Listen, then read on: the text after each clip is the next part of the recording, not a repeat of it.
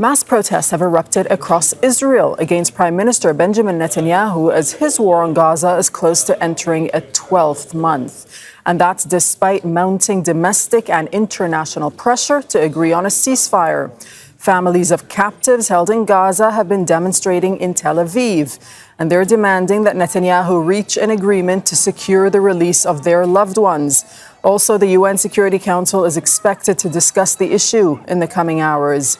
Joining us now is Osama Hamdan, who's a spokesperson for Hamas's political bureau. Thanks for your time, Mr. Hamdan. So, as we're saying, the UN Security Council is to discuss later on Wednesday the hostages being held by Hamas in Gaza, as well as the overall conflict after the killing of 6 Israeli hostages over the weekend. How do you view this? Well, thank you, Darren, for having me. In fact, it's a good issue to be discussed. But the big questions here for the Security Council, they are trying to discuss, or they are willing to discuss, the death of 6 Israeli jailed people in Gaza, while they are not discussing the killings of 50,000 Palestinians. They are not discussing the assassination of 60 Palestinians in the Israeli jails while they were tortured. They are not talking about the situation in Gaza. In fact, they are not talking about implementing the resolution of the International Council. I have here to say that talking about the 6 Israelis who were killed, most of those people who were kept in Gaza, they were killed by the bombings of the Israelis. Some of them, they were killed directly by the Israelis, and I have to remind everyone that 3 soldiers were killed by the Israeli troops, thinking that it was a trap, and they declared that, and they announced that they missed by killing them. That happened in Shujaiya a few months ago. Also, everyone remembers how the Israelis have committed a huge massacre in Nusayrat while they were trying to bring back some of the Israelis there. But Mr. They Hamdan, announced that they have 4. Allow me just for a moment, back to this particular incident that happened over the weekend. The UN Human Rights Office wrote on X that we are horrified by reports that Palestinian armed groups summarily executed 6 Israeli hostages, which would constitute a war crime, and is also calling for an investigation. I mean, do you accept that this is a war crime to which Hamas may be held accountable for, and would you welcome an investigation? Well, this is the problem. They decide that it's a war crime. They have only the Israeli narrative. They didn't ask Hamas. They didn't ask the Palestinians. They didn't investigate about that. They jump to the conclusion directly without asking anyone who is responsible for that. And then they've said, you are condemned, you are criticized, we accept the Israeli narrative, and then we can investigate. I think that is very wrong way to deal with the Palestinians. We didn't hear from them about the killings of the Palestinians in the Israeli jails. We are talking about 60 confirmed killings in the from the Palestinians in the Israeli jails. We are talking about 50,000 Palestinians who've been killed in the last 10 months. We didn't hear anyone working to stop the Israelis from what they are doing. They have to be balanced.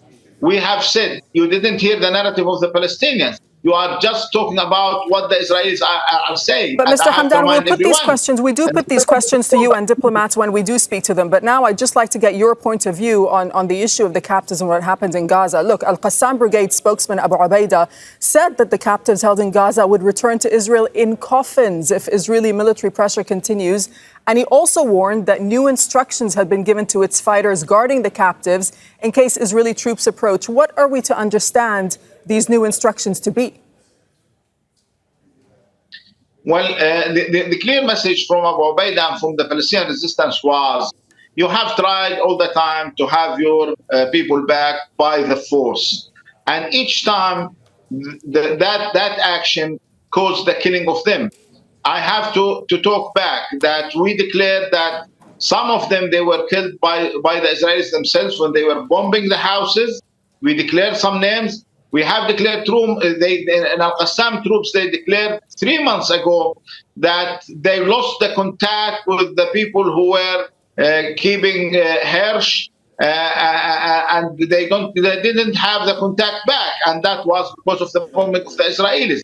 So this is why I'm insisting we have to talk about the Palestinian narrative. The message from Abu Ubaidah was, if you try to continue in this way, you will cause the death of your people. So how are you going to We are secure, willing to how send is them Al-Qassam and alive Hamas going to secure the safety of the remaining captives being held in Gaza?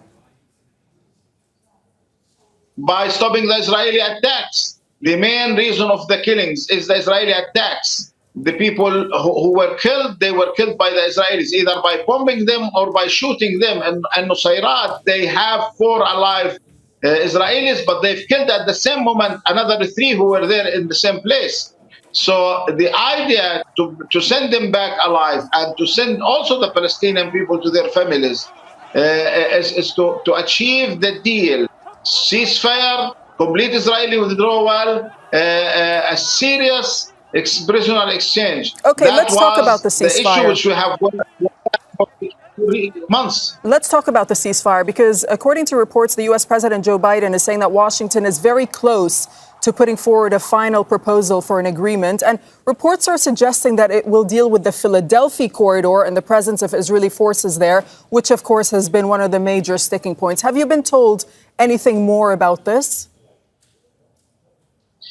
Officially, we were not told anything. No one talks to us officially. We just hear rumors, we hear from the media. But I have to say, through the last months, every time the Americans try to be optimistic, because for their own needs, for their internal problems, the elections, what's happening in the universities. But in fact, they understand well more than anyone else that the main obstacle was Netanyahu and his government. They rejected all the proposal which was introduced to them, although we have accepted at least 2 proposals from the mediators, and after that the Israeli answer was the rejection. Everyone remembers 2 days ago Netanyahu went to a press conference and he insists that he will stay in Philadelphia, although he understands that it's international borders between the Palestinians and the Egyptians. He is not supposed to be there for 2 reasons. Because he's prevented by the Camp David accord between Egypt and Israel. And the second, we believe this is a Palestinian issue. We don't need anyone to interfere in that, mainly the Israelis. So what are your red lines going forward as these ceasefire talks take place? I think we don't need more negotiations. There was a proposal introduced to both sides, to Hamas and the Israeli side.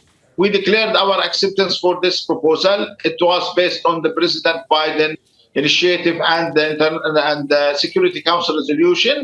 And the Israelis, they've rejected that in a practical way. They committed the massacre of Al-Mawasi, and they assassinated Ismail Haniyeh, and they even committed the massacre of Tabi'in school.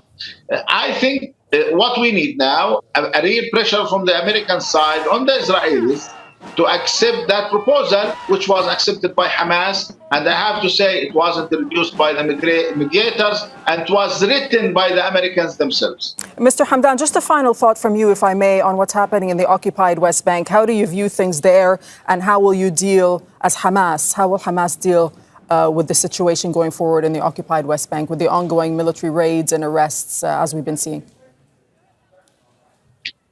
Well, what's happening in West Bank, it shows that the Israelis, they don't recognize the Palestinians as a nation. Everyone knows that. For example, in Jenin, there is a Palestinian Authority, and they are supposed to have the full control on the security there. They invaded Jenin. They didn't talk to the Palestinian Authority, even when Netanyahu in his press conference was talking. On the map, there was no West Bank. It shows the real will of this government to take over all West Bank. And I think by invading the northern part of West Bank, they are preparing for this step. I have to remind everyone that 2 years ago, Smotrich have said clearly, we have to evacuate 2 million Palestinians from West Bank if we want a survival for Israel. Okay, Mr. Osama Hamdan, thank you so much for speaking to us on Al Jazeera. Make sure to subscribe to our channel to get the latest news from Al Jazeera.